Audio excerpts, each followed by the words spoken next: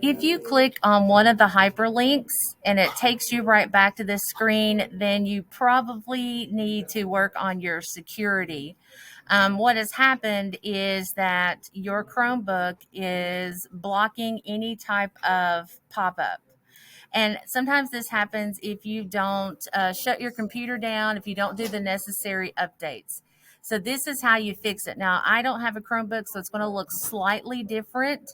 So at the beginning here of your web address, you'll see yours looks like little blocks.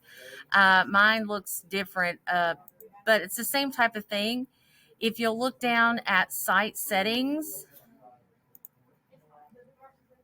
now again, yours might look just a tiny bit different, but if you scroll down to pop ups, yours is probably defaulted back to block, which you want to click on allow, because if you need to go to any external website from Schoology or Google Classroom, then you'll have to allow for pop-ups. But if you have any further technical issues, let me know and I'll work you through it.